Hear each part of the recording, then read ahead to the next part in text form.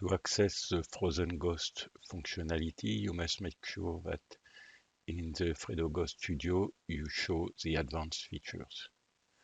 Then this is basically this line which deals with frozen ghosts.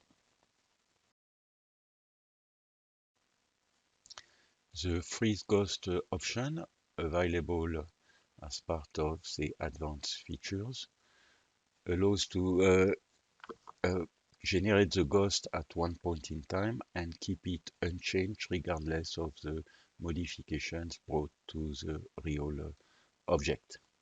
So let's take this table, ghost it in green, move to real, and now try to change the real version. So let's remove this leg. As soon as you do this, you see that the refresh button is enabled. So if you press refresh, now the ghost has been updated and will reflect the changes in the real object. So this is the default behavior. So now let's do this again, but with the concept of freeze ghost. So you click on freeze ghost, you make the ghost as frozen, you have a confirmation. Now let's move back to real, remove this leg. So you see that the refresh button is not enabled, and if you move to ghost, you see that the table has two legs, and regardless of what you do on the real. If I do this, the ghost still remain the same at the time it was captured. You can change your mind later on. So let's select the table and now say what I want the frozen ghost off. That is, reestablish a synchronized ghost. So I select off, I click on apply, I get a confirmation, and now you see that the ghost is synchronized with the real version.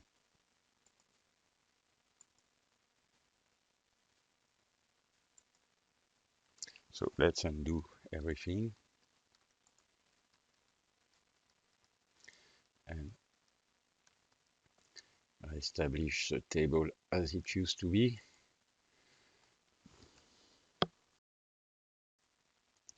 So in the same way, you can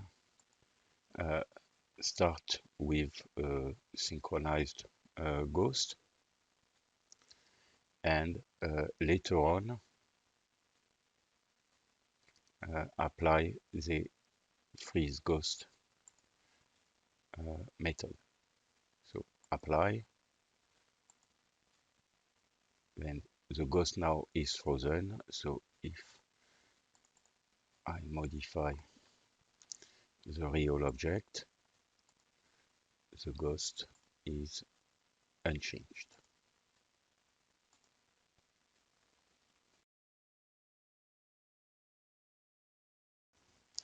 The freeze ghost option is useful when you know you are going to make an object more complex and you want its ghost to be its simple form. So let's take this simple cube. We are going to round its corner, so generate a lot of faces. So let's first create a frozen ghost of it. Among the various methods you have for ghosting, there is one which is clone the geometry, which will simply make a copy of the object. So let's generate the ghost with the freeze ghost option. So confirmation, and now the ghost is frozen. One of the problems of the clone geometry is that you don't know, you don't make a difference at this stage between the ghost and the real. So let's convert to real and make sure we are in real. And now let's round the corners. So you see that the corners have been rounded. Now let's convert it back to ghost. You see that the ghost is in its previous form. The real is rounded, the ghost is the cube before.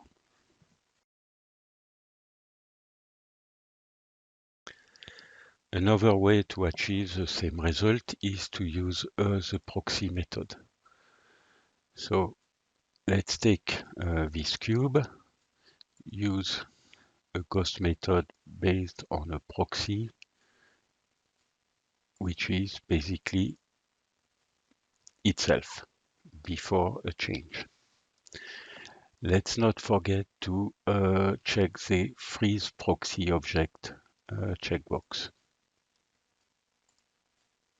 Now let's make the ghost, move to real, and now do the rounding.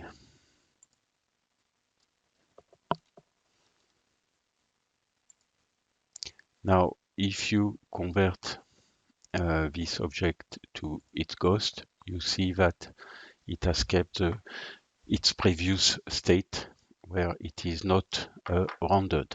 The real object is rounded, the ghost is not.